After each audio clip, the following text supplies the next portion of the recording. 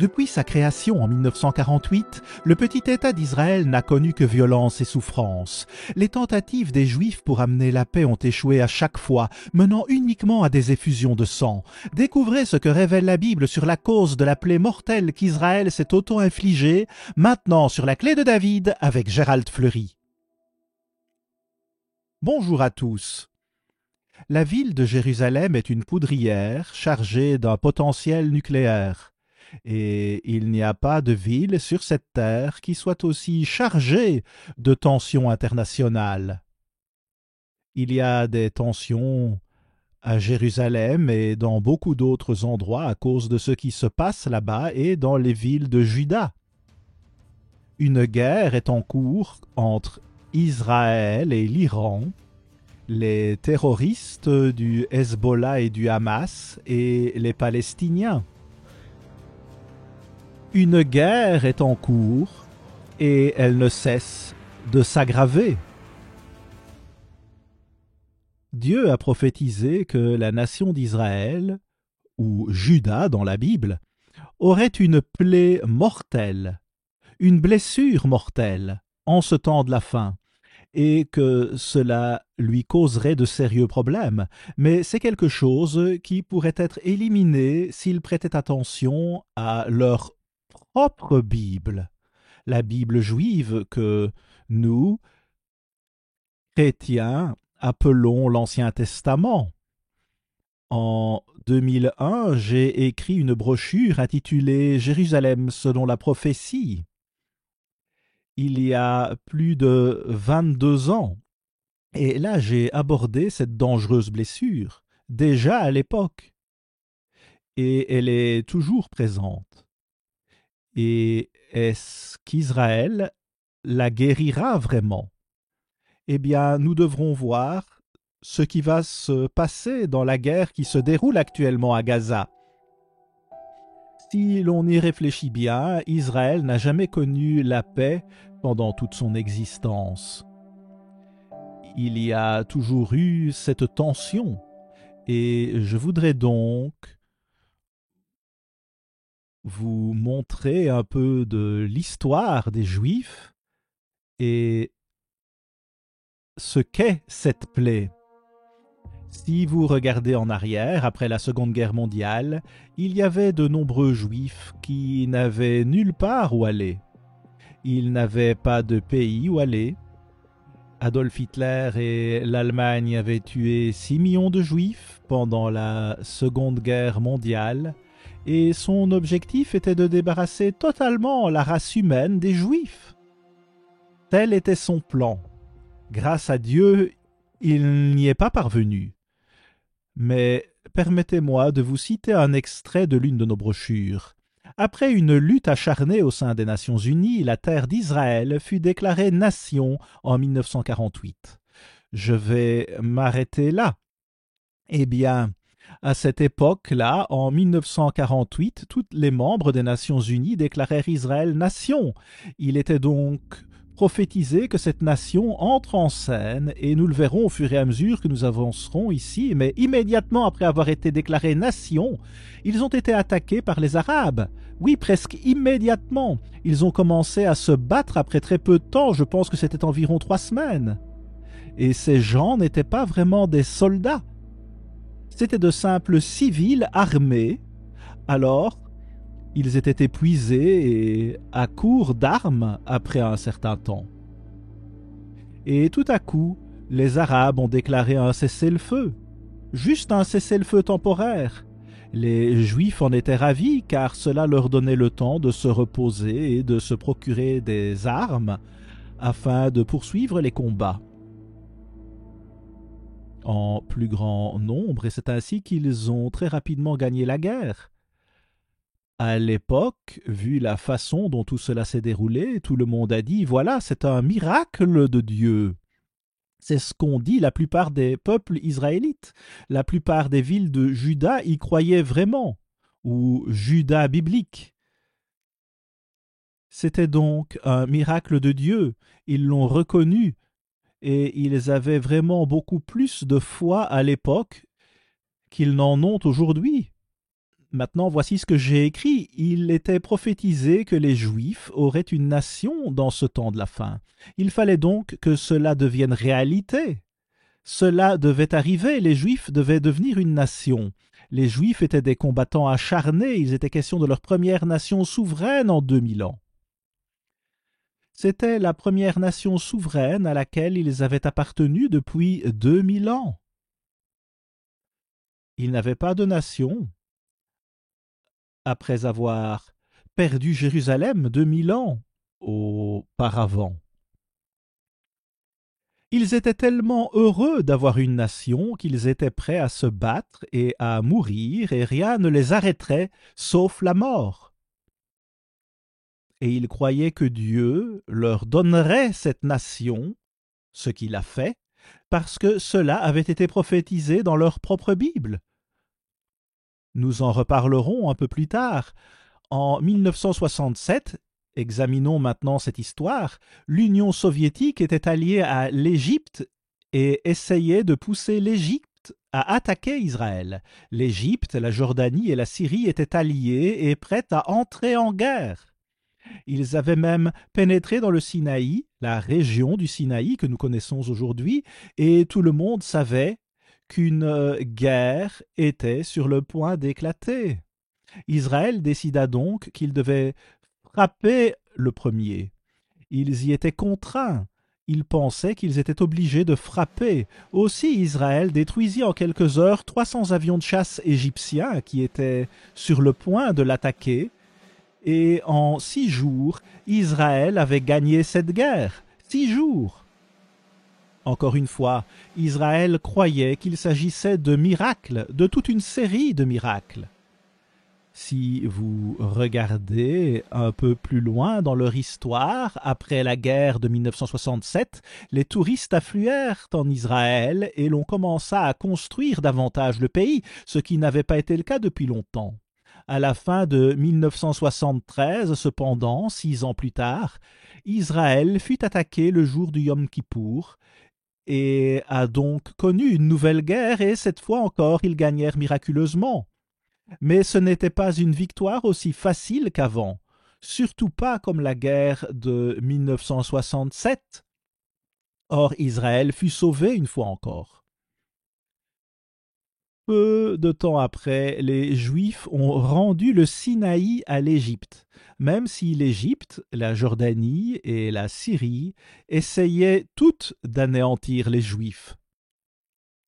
Pourtant, après cela, les Juifs ont rendu le Sinaï. Et c'était effectivement dans cette région où Dieu donna les 10 commandements, et là où eut lieu les spectaculaires événements sur cette montagne. Cela donna naissance à la nation d'Israël, et vous pouvez voir dans notre livre Les Anglo-Saxons selon la prophétie qu'il y a en effet plus de nations d'Israël que celles du Moyen-Orient, qui est en fait la Juda biblique, bien qu'on l'appelle Israël de nos jours. Il était donc question d'un nouvel effort de la part des Juifs pour essayer de conclure un pacte de paix et de voir s'ils pouvaient s'entendre avec tous ces gens. C'est donc ce qu'ils avaient l'intention de faire. La nation juive naquit et fut maintenue grâce à des miracles divins. Ce fut le cas à maintes reprises, et il y a beaucoup d'autres exemples que je n'ai pas besoin d'aborder aujourd'hui. Alors voici un autre court paragraphe que j'ai écrit.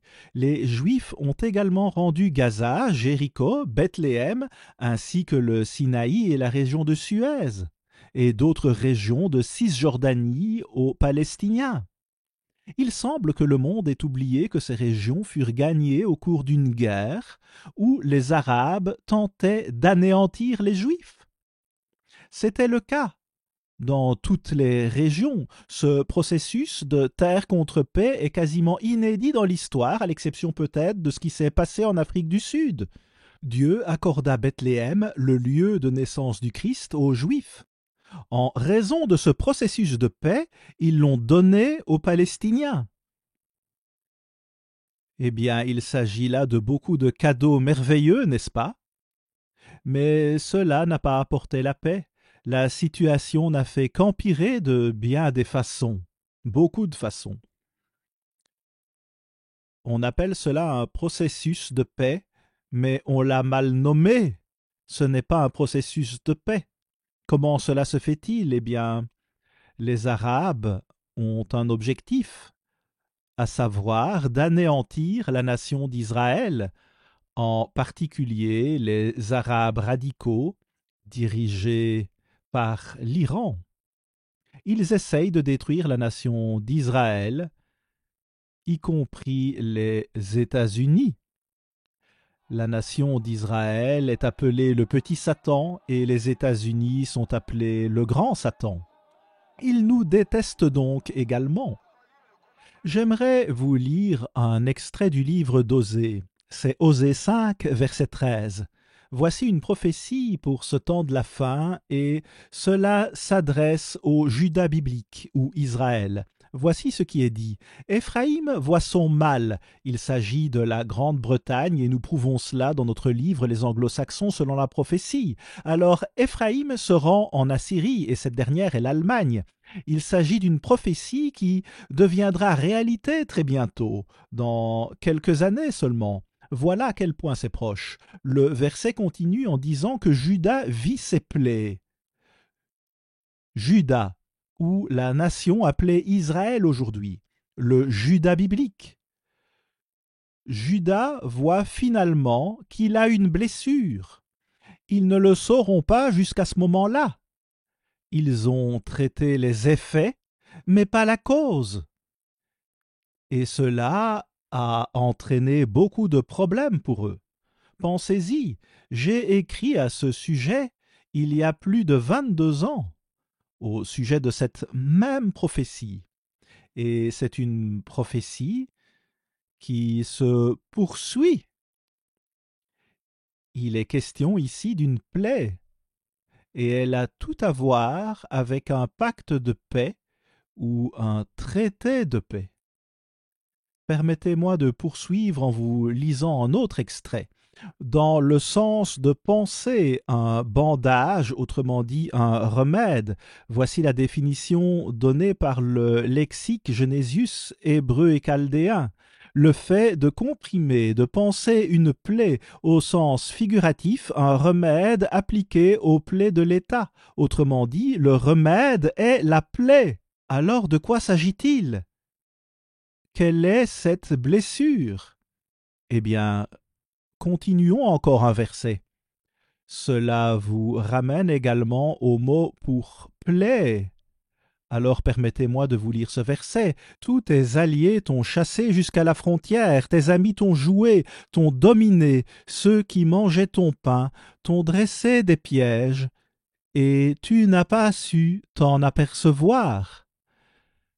Ce mot piège porte le numéro 4204 dans la concordance de Strong, le même numéro que plaît dans Osée. Et voici ce qu'on écrit concernant ce mot ici. Il est défini comme mensonge, donc la fraude, traitée avec quelqu'un de façon insidieuse, un filet ou un piège. Il a la même racine que le mot employé dans Osée 5, verset 13. Voilà donc le lien avec Osée 5. Puis j'ai écrit dans Abdias, la plaie est directement liée au fait d'avoir été trompé par un pacte de paix. L'on ne cesse de conclure ces pactes de paix, et qu'est-ce qui ne va pas? Ils ont tous ces pactes de paix, et ils n'ont jamais la paix. Ils n'ont jamais eu la paix. Mais ils continuent d'essayer de faire la paix et de conclure des traités et des cessez-le-feu. Mais les Arabes radicaux ne veulent même pas admettre qu'Israël soit un État. Ils veulent l'anéantir du fleuve à la mer, du Jourdain à la mer Méditerranée. Ils veulent exterminer Israël, une toute petite nation. Et ici, dans Osée 5, verset 13, il est question du roi Jareb. L'on va très bientôt faire appel à ce roi. Le nom Jareb signifie monarque belliqueux ou roi contestataire. Alors ce ne sera pas une rencontre facile avec ce roi. Et si vous regardez Daniel 8, verset 23, vous verrez que Daniel ne concerne que ce temps de la fin. Les versets 4 et 9 de Daniel 12 vous le disent. C'est seulement pour ce temps de la fin, et il y aura un homme, un chef féroce, qui va émerger sur la scène et qui va diriger le Saint-Empire romain, le tout dernier que vous verrez jamais sur cette terre. C'est donc quelque chose que nous devons comprendre. Dans Habacuc 1, verset 11, et dans Ésaïe 10, versets 5 et 7, vous pouvez voir plus de détails sur cet homme qui prononce ces énigmes et qui a cette compréhension, et c'est quelque chose qui devrait nous préoccuper profondément. Oui, le verset 12, vous pouvez le lire vous-même, où il est question de Juda et de la Grande-Bretagne. Ce que Dieu leur dit ici, c'est que le vrai problème est d'ordre spirituel. La blessure est spirituelle. Ils avaient beaucoup de foi à l'époque où Dieu leur donna cette nation. Ils avaient beaucoup de foi à cette époque-là, certainement plus que ce qu'ils en ont aujourd'hui. Je pense que la plupart des gens seraient d'accord avec cela, mais ici l'on voit que les Juifs continuent leur tentative de résoudre le problème en concluant une sorte de pacte de paix. Nous verrons ce que sera l'issue de cette dernière guerre.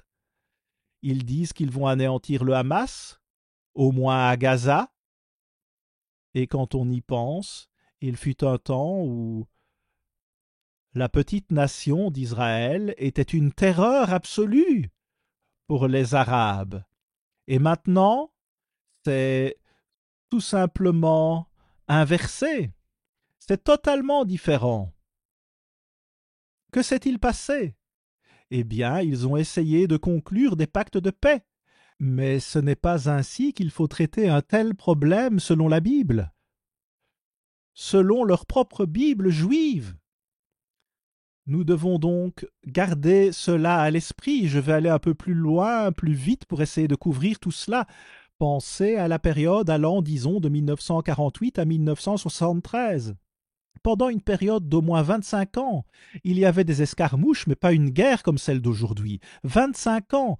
Cette guerre de 6 jours commença en 1967. J'étais au collège à Pasadena, en Californie, à cette époque, et on m'enseignait à propos d'Osée 5, verset 13, dans un collège dirigé par Herbert W. Armstrong. Il prophétisait au sujet de ce même verset pendant des années. Il en parlait aux gens et l'enseignait. Si vous regardez autour de vous, l'on parle du chemin de la paix. Or, le verset 8 d'Ésaïe 59 dit « Ils ne connaissent pas le chemin de la paix. » Qui connaît le chemin de la paix? Dieu dit que lui seul le connaît. L'on ne gagne pas dans de telles situations par moyen d'un pacte de paix. Voici ce que dit le verset 11 de Jérémie 8. Il pense à la légère la plaie de la fille de mon peuple. Paix, paix, disent-ils, et il n'y a point de paix. Il n'y a jamais de paix. Quel est le problème? Eh bien, la solution à ce problème est certainement la foi en Dieu. C'est ainsi qu'ils ont gagné cette nation au début. C'est de cela qu'il s'agit. Dieu dit dans Lévitique 26, versets 6 et 7 que « Si vous m'obéissez, je mettrai la paix dans le pays et personne ne troublera votre sommeil. Je ferai disparaître du pays les bêtes féroces et l'épée ne passera point par votre pays. » C'est une promesse de Dieu à condition que les gens lui obéissent. Voici ce que dit Osée 3, verset 5, version Darby. Ensuite, les fils d'Israël retourneront et rechercheront l'Éternel leur Dieu et David leur roi, et se tourneront avec crainte vers l'Éternel et vers sa bonté à la fin des jours. Nous vivons maintenant à la fin des jours, les derniers jours. Et il dit que David sera ressuscité. Je vais rapidement vous lire cela dans Jérémie 30. Jérémie 30, encore une fois, il est question de la résurrection de David. Vous pouvez lire les premiers versets, mais au verset 9, il est dit « Ils serviront l'Éternel leur Dieu et David leur roi que je leur susciterai. Il va sortir du tombeau et il régnera sur Israël, sur tout Israël. » Il y a 12 nations d'Israël aujourd'hui, bien qu'Israël, cette petite nation, le Juda biblique, porte le nom d'Israël. Mais ici, vous voyez, Dieu parle de ce qui va se passer dans les derniers jours. Il y aura des résurrections et Dieu ressuscitera le roi David et le fera régner sur Israël. Et bien sûr, le Messie viendra s'asseoir sur le trône de David avec tous ces gens qui ont fait l'œuvre de Dieu à travers les âges avant la seconde venue du Christ ou la venue du Messie. Et alors, tout sera résolu et nous aurons la paix et la joie, et tout cela arrivera dans ces derniers jours, très très bientôt. L'on régnera sur Jérusalem et cette ville deviendra la capitale du monde, puis de l'univers. L'on régnera sur la terre et sur l'univers pour toujours et il n'y manquera plus jamais de paix. À la semaine prochaine, ici Gérald Fleury. Au revoir les amis.